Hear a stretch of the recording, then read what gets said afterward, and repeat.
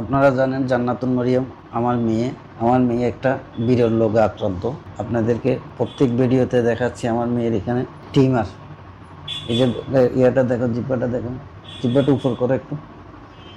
এই যে আমার মেয়ে এই যে টিমারের কারণে খানা দানা একদম খেতে পারে না, দিন দিন অসুস্থ হয়ে যাচ্ছে। আপনাদেরকে অনেক ভিডিওতে বলছিলাম আমরা বিগত 6 বছর ধরে চেষ্টা করতেছি, বাংলাদেশে ভারতে অনেক ডাক্তারের দরজায় দৌড়ছি, কারণ শুধু মেয়েটাকে সুস্থ করার জন্য, একমাত্র এই মেয়েটাকে সুস্থ করার জন্য আমার গাড়ি বাড়ি সব বিক্রি করে দিছি। ওইটা আপনাকে আগেও বলেছি আপনাদেরকে। এখন যখন আমার সামর্থ্য নেই, তখন আমি আপনাদের দরজায় বা দুয়ারে হাত জোর করে হাত তুলে ভিক্ষা চাচ্ছি, শুধু আমার এই মেয়েটা, ছোট্ট জান্নাতুল মরিয়ম আমার মেয়েটাকে বাঁচানোর জন্য।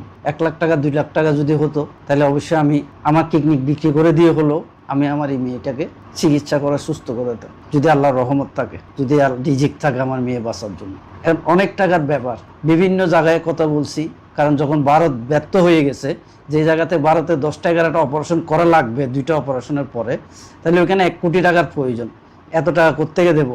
এখন বিভিন্ন রাষ্ট্রতে কথা বলি, দেখতেছি যে চীনে বেশ কম খরচে আমার মেয়ের 2টা অপারেশনে 1 মাসের মধ্যে 22 লক্ষ টাকার প্রয়োজন। তাহলে আপনাদের কাছে সবসময় বলতেছি আমার মেয়েটাকে একটু বাঁচানোর জন্য আপনারা একটু সামনের দিকে এগিয়ে আসুন, কারণ আমার মেয়ে যখন কান্না করে, খাইতে পারে না, ঘুমাইতে পারে না, তখন মা বাপ কিভাবে মানে? যখন মেয়ে ঘুমাইতে পারে না, তাহলে তো মা বাপও ঘুমাইতে পারে না। যখন মেয়ের কষ্ট পায়, তখন অবশ্যই মা বাবার কষ্ট হয়। কারণ এটা যদি আপনাদেরকে আমরা বুক ছিঁড়ে দেখাতে পারতাম আমার মেয়ের কষ্টটা কতটুকু, আমাদের কষ্টটা কতটুকু, আমাদের যন্ত্রণাটা কতটুকু। তা আপনাদের কাছে সবসময় হাত জোর করে রিকোয়েস্ট করি, ভিক্ষা চাচ্ছি, আপনারা আমার এই ভিক্ষার থালটা খালি করতে দিবেন না। কারণ আপনারা এই দেখতে পাচ্ছেন এই টাকাগুলি, এখানে 7 লক্ষ টাকা প্লাস আপনারা দিয়েছেন, আপনারা সাহায্য সহযোগিতা করেছেন।